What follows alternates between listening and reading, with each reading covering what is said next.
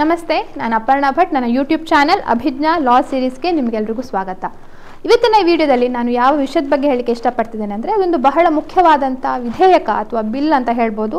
ಇವತ್ತಷ್ಟೇ ಕರ್ನಾಟಕ ವಿಧಾನಸಭೆಯಲ್ಲಿ ಪಾಸ್ ಆಗಿರುವಂಥ ಆ ಬಿಲ್ಲಿನ ಹೆಸರು ಏನಂತಂದರೆ Karnataka prohibition of violence against advocates bill, ಅಥವಾ ಅದಕ್ಕೆ ಇನ್ನೊಂದು ಕನ್ನಡದಲ್ಲಿ ಹೆಸರೇನು ಹೇಳ್ತಾರೆ ಅಂದರೆ ಕರ್ನಾಟಕ ನ್ಯಾಯವಾದಿಗಳ ಮೇಲಿನ ಹಿಂಸಾಚಾರವನ್ನು ನಿಷೇಧ ಮಾಡುವಂಥ ವಿಧೇಯಕ ಅಂತ ಹೇಳ್ಬೋದು.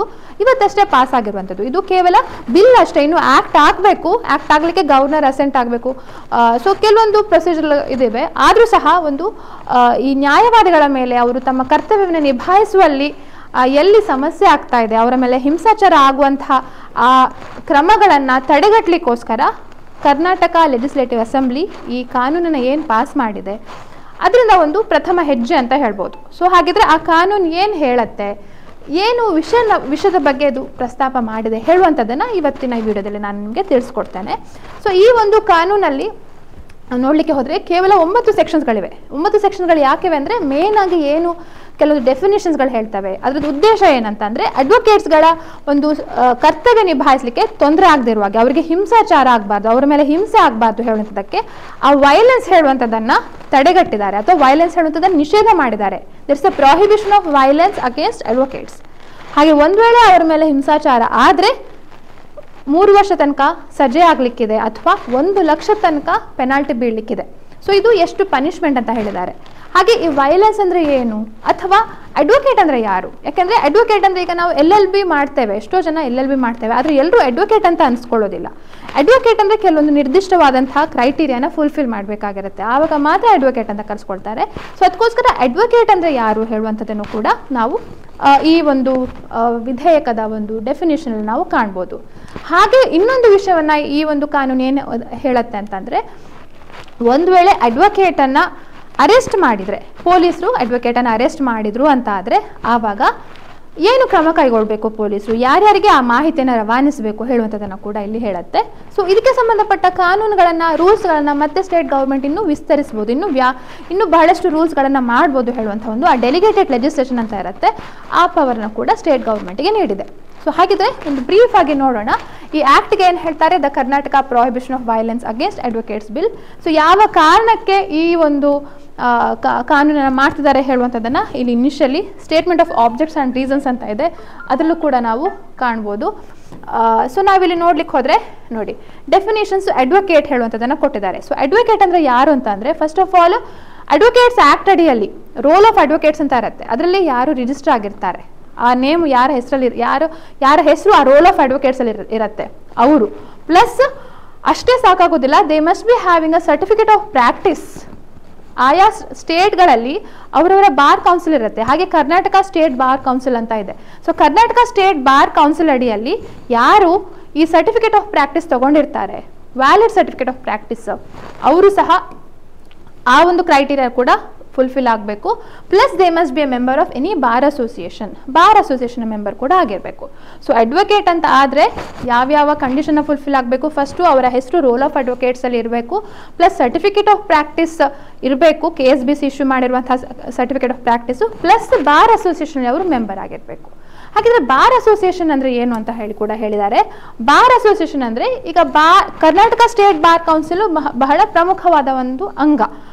ಆ KSBC ಅಥವಾ Karnataka state bar council recognise ಮಾಡಿರುವಂತಹ ಜಿಲ್ಲಾ ಮಟ್ಟದ, ತಾಲೂಕು ಮಟ್ಟದ ಬೇರೆ ಬೇರೆ ಅಸೋಸಿಯೇಷನ್ಗಳಿರ್ತವೆ, ನ್ಯಾಯವಾದಿಗಳ ಸಂಘಗಳಿರ್ತವೆ. ಆ ಬಾರ್ ಅಸೋಸಿಯೇಷನ್ನ ರೆಕಗ್ನೈಸ್ ಮಾಡಿದ್ರೆ ಅವುಗಳು ಈ ಕಾನೂನಡಿಯಲ್ಲಿ ಬಾರ್ ಅಸೋಸಿಯೇಷನ್ ಅಂತ ಕರೆಸ್ಕೊಳ್ತವೆ. ಇದು ಒಂದಾಯಿತು. ಹಾಗೆ ವೈಲೆನ್ಸ್ ಅಂದರೆ ಏನು ಅಂತ ಹೇಳಿದ್ದಾರೆ. ಸೊ ವೈಲೆನ್ಸ್ ಅಂದರೆ ನೋಡ್ಲಿಕ್ಕೆ ಹೋದರೆ ಯಾವುದೇ ಒಂದು ಅಡ್ವೊಕೇಟಿಗೆ ಅಥವಾ ಯಾವುದೇ ಒಂದು ನ್ಯಾಯವಾದಿಗೆ ಅವರ ಪ್ರಾಣಕ್ಕೆ ತೊಂದರೆ ಉಂಟು ಮಾಡುವಂಥದ್ದು, ಅಥವಾ ಅವರಿಗೆ ಇಂಜುರಿ, ಅವರಿಗೆ ಗಾಯಗಳು ಉಂಟಾಗುವಂಥದ್ದು, ಅಥವಾ ಅವರಿಗೆ ಬೆದರಿಕೆ. ಸೊ ಎಂಡೇಂಜರಿಂಗ್ ದ ಲೈಫ್ ಅಥವಾ ಕಾಸಿಂಗ್ ಬಾಡಲಿ ಹಾರ್ಮ್ ಅಥವಾ ಕ್ರಿಮಿನಲ್ ಇಂಟಿಮಿಡೇಷನ್. ಯಾಕೆ ಇದು ಯಾವುದಾದ್ರೂ ಕೃತ್ಯಗಳನ್ನು ಏನಕ್ಕೆ ಮಾಡ್ತಾರೆ, ಆ ನ್ಯಾಯವಾದಿ ತಮ್ಮ ಪೆಂಡಿಂಗ್ ಕೇಸು, ತಮ್ಮ ಪೆಂಡಿಂಗ್ ಸೂಟ್ ಏನಿದೆ ಅಥವಾ ಪೆಂಡಿಂಗ್ ಲಿಟಿಗೇಷನ್ ಅಥವಾ ಕೇಸ್, ಕ್ರಿಮಿನಲ್ ಅಥವಾ ಸಿವಿಲ್ ಇರ್ಬೋದು, ಯಾವುದೇ ಕೋರ್ಟು, ಯಾವುದೇ ಟ್ರಿಬ್ಯುನಲ್ ಅಥವಾ ಯಾವುದೇ ಅಥಾರಿಟಿಯಲ್ಲಿ ಅವರಿಗೆ ಸಂಬಂಧಪಟ್ಟ ಪೆಂಡಿಂಗ್ ಕೇಸ್ ಅಥವಾ ಲಿಟಿಗೇಷನ್ ಸಂಬಂಧಪಟ್ಟ ಹಾಗೆ ಆ ಕರ್ತವ್ಯ ಮಾಡದೇ ಇರುವ ಹಾಗೆ ಅದಕ್ಕೋಸ್ಕರ ಇವರಿಗೆ ಪ್ರಾಣಕ್ಕೆ ಬೆದರಿಕೆ ಹಾಕ್ತಾರೆ ಅಥವಾ ಪ್ರಾಣಕ್ಕೆ ತೊಂದರೆ ಉಂಟು ಮಾಡ್ತಾರೆ ಅಥವಾ ಒಂದು ಬಾಡಿಲಿ ಹಾರ್ಮ್ ಉಂಟು ಮಾಡ್ತಾರೆ. ಸೊ ಅಂಥ ವಿಷಯಗಳಿಗೆ ಏನು ಹೇಳ್ತಾರೆ, ವೈಲೆನ್ಸ್ ಅಥವಾ ಹಿಂಸಾಚಾರ ಅಂತ ಹೇಳ್ತಾರೆ. ಸೊ ಒಟ್ಟಿನಲ್ಲಿ ಯಾವುದೇ ಒಂದು ಅಡ್ವೊಕೇಟ್ಗೆ ಅವರು ತಮ್ಮ ಕೋರ್ಟಲ್ಲಿ ಮಾಡುವಂತಹ ಕೆಲಸಕ್ಕೆ ಅಡ್ಡಿ ಉಂಟು ಮಾಡಿದರೆ ಹೇಗೆ ಅಡ್ಡಿ ಉಂಟು ಮಾಡ್ತಾರೆ, ಯಾವುದೇ ಬೆದರಿಕೆ ಆದರೂ ಇರ್ಬೋದು ಅಥವಾ ಅವರಿಗೆ ಹೊಡೆದು ಅಥವಾ ಗಾಯಗೊಳಿಸಿ ಅಥವಾ ಅವರ ಪ್ರಾಣಕ್ಕೆ ಕಂಟಕ ತರುವಂತಹ ಕೃತ್ಯಗಳನ್ನು ಮಾಡಿದರೂ ಸಹ ಅದಕ್ಕೆ ವೈಲೆನ್ಸ್ ಅಂತ ಹೇಳ್ತಾರೆ. ಹಾಗೆ ಆದರೆ 2 ಎಕ್ಸ್ಪ್ಲನೇಷನ್ ಕೊಟ್ಟಿದ್ದಾರೆ. ಹೀಗಂತ ಹೇಳಿ ಯಾವುದೇ ಒಂದು ಲಾಫುಲ್ ಎನ್ಫೋರ್ಸ್ಮೆಂಟ್ ಏಜೆನ್ಸಿಗಳು ಏನಿರ್ತವೆ ಅವುಗಳು ತಮ್ಮ ಕಾನೂನನ್ನು, ತಮ್ಮ ಕರ್ತವ್ಯವನ್ನು ಲಾಫುಲಿ ಕಾನೂನಾತ್ಮಕವಾಗಿ ನಿಭಾಯಿಸ್ತಾ ಇದ್ದರೆ ಆವಾಗ ಅದು ಈ ವೈಲೆನ್ಸ್ ಅಂತ ಬರೋದಿಲ್ಲ ಅಂತ ಹೇಳಿದ್ದಾರೆ, ಎಕ್ಸ್ಪ್ಲೇನ್ ಮಾಡಿದ್ದಾರೆ. ಹಾಗೆ ಇನ್ನೊಂದು, ಹಾಗಂತ ಹೇಳಿ ಅಡ್ವೊಕೇಟ್ಗೆ ಯಾವ್ದಾದ್ರು ಲಯಬಿಲಿಟಿ ಇರತ್ತಾ, ಇವರಿಗೆ ಯಾವ್ದಾದ್ರು ಬಾಧ್ಯತೆಗಳಿರ್ತವೆ, ನ್ಯಾಯವಾದಿಗಳು ಯಾವ್ದಾದ್ರು ಬಾಧ್ಯತೆ ಇರ್ತವ ಅಂತ ಬಾಧ್ಯತೆಗಳನ್ನು ಕೂಡ ಇದು ಇಲ್ಲ ಅಂತ ಹೇಳೋದಿಲ್ಲ, ಬಾಧ್ಯತೆಗಳು ಇದ್ದೇ ಇರ್ತವೆ ಅಂತ ಹೇಳಿ ಇದು 2 ಎಕ್ಸ್ಪ್ಲನೇಷನ್ಸ್ಗಳಲ್ಲಿ ತಿಳಿಸ್ಕೊಟ್ಟಿದ್ದಾರೆ. ಸೊ ಹಾಗಿದ್ರೆ ಅಲ್ಟಿಮೇಟ್ಲಿ ಏನು, ಯಾವುದೇ ವ್ಯಕ್ತಿ ಯಾವುದೇ ನ್ಯಾಯವಾದಿಗೆ ಯಾವುದೇ ರೀತಿಯ ಹಿಂಸಾಚಾರ ಮಾಡಕೂಡದು ಅಂತ ಪ್ರಾಹಿಬಿಷನ್, ನಿಷೇಧ ಹೇರಿದೆ. ಸೊ ಒಂದು ವೇಳೆ ಹಾಗೆ ಮಾಡಿದರೆ, ಒಂದು ವೇಳೆ ಆ ವ್ಯಕ್ತಿ ಆ ನ್ಯಾಯವಾದಿಗೆ ಹಿಂಸೆಯನ್ನು ನೀಡಿದರೆ he shall be punished with imprisonment for 6 ತಿಂಗಳಿಂದ 3 ವರ್ಷದ ತನಕ ಸಜೆ ಆಗ್ಬೋದು. ಹಾಗೂ ಪೆನಾಲ್ಟಿ ಎಷ್ಟು ತನಕ ಬೀಳ್ಬೋದು, ಸುಮಾರು 1 ಲಕ್ಷದ ತನಕ, ₹1 lakh ತನಕ ಬೀಳ್ಬೋದು. ಹಾಗೆ ಇನ್ನೊಂದು ಬಹಳ ಮುಖ್ಯವಾದಂಥ ವಿಷಯ ಏನಂತಂದರೆ, ಇಲ್ಲಿ ಒಂದು ವೇಳೆ ಅಡ್ವೊಕೇಟ್ ಅರೆಸ್ಟ್, ಪೊಲೀಸ್ ಅಡ್ವೊಕೇಟನ್ನು ಅರೆಸ್ಟ್ ಮಾಡಿದ್ರು ಅಂತ ಆದರೆ ಅದು in respect of a cognisable offence.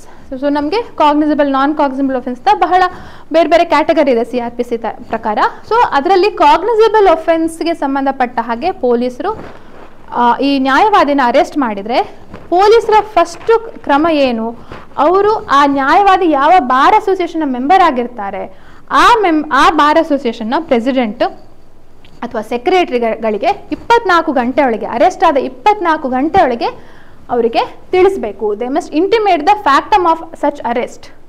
ಯಾಕೆಂದರೆ ಆಯಾ ಸಂಘಗಳು ಆಯಾ ಒಂದು ಏನು ಕ್ರಮವನ್ನು ಕೈಗೊಳ್ಳಲಿಕ್ಕೆ ಸುಲಭ ಆಗುವ ಹಾಗೆ ಅವರಿಗೆ ಫಸ್ಟ್ ಇಂಟಿಮೇಟ್ ಮಾಡಬೇಕು. ಸೊ ಇದು ಬಹಳ ಇನ್ನೊಂದು ಮುಖ್ಯವಾದಂಥ ಒಂದು ಪ್ರಾವಿಷನ್ ಅಂತ ಹೇಳ್ಬೋದು. ಹಾಗೆ ಉಳಿದದೆಲ್ಲ ಕೆಲವೊಂದು ಅದಕ್ಕೆ ಸಂಬಂಧಪಟ್ಟ ನಾರ್ಮಲ್ ಆಗಿ ಎಲ್ಲ ಆ್ಯಕ್ಟ್ಗಳಿರುವಂಥದ್ದು, ಯಾವ ಕೋರ್ಟ್ಗಳಲ್ಲಿ ಇದು ಯಾವ ರೀತಿಯ ಒಫೆನ್ಸು ಅಥವಾ ಸ್ಟೇಟ್ ಗೌರ್ಮೆಂಟ್ಗೆ ರೂಲ್ಸ್ ಮಾಡುವಂಥ ಅಧಿಕಾರ ಇದೆ ಅಂತ ಹೇಳುವಂಥದ್ದು. ಸೊ 9 ಸೆಕ್ಷನ್ಸ್ಗಳಿರುವಂಥ ಈ ಒಂದು ಕಾನೂನು, ಇದು ಇನ್ನು ಒಂದು ಆ್ಯಕ್ಟ್ ಆದರೆ ಅದು ಅಧಿನಿಯಮ ಅಂತ ಆಗುತ್ತೆ ಅಥವಾ ಆ್ಯಕ್ಟ್ ಅಂತ ಕರೆಸ್ಕೊಳ್ಳುತ್ತೆ.